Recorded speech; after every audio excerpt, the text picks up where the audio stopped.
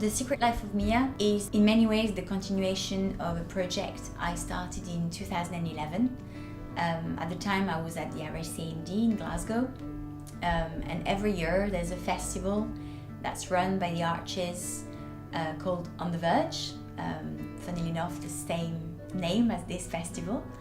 I directed a show called Watch Me Disappear, which touched on the issues of bulimia and anorexia, body image, self-worth, themes that I feel very sensitive about as a woman and I wanted to talk about as an artist. I wanted to take the audience on a journey through the everyday life of someone suffering from bulimia. In the case of the show, it's a woman, Mia. Mia being as well the short name for bulimia.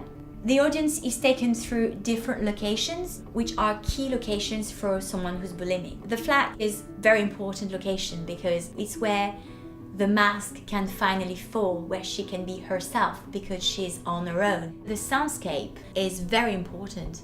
The soundtrack is at the very heart of the show. I wanted the audience to really hear her thoughts. It was really important for me to make them see the world the way she sees it, discover her influences, the way the world around her affects her, all the things that we are bombarded with on a daily basis, messing with our heads. Either we choose to let it in or not, it's there, it's all around us, all the time.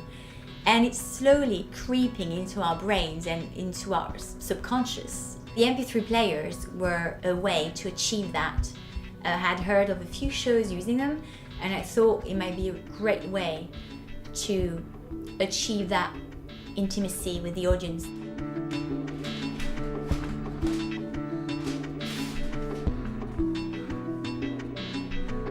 But I didn't want the experience of the audience to be only about her thinking and what's going on in her head. I wanted it to be about her body as well and what her body is going through. The movement is not only a way to say something that's beyond words, but it's a way to make the audience connect to her on an organic level and not only on an intellectual level. I wanted to move the audience as she moves. I wanted to make them move as she moves, and they literally have to do it because the movement sequence happens in a quite limited space.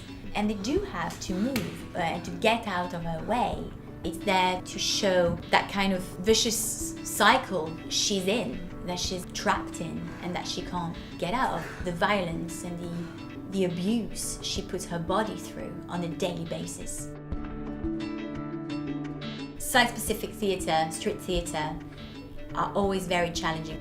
And challenging is good. It's when you're being challenged that you can grow. And that's why I hope it's challenging as well from the audience point of view.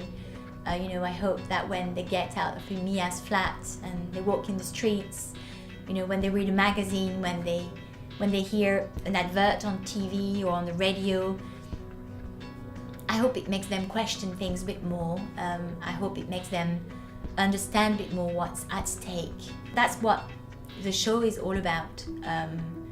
It's really an attempt to make the audience perceive the world the way Mia perceives it, the way a bulimic person sees the world and the way they see themselves. I'll be happy if I manage that.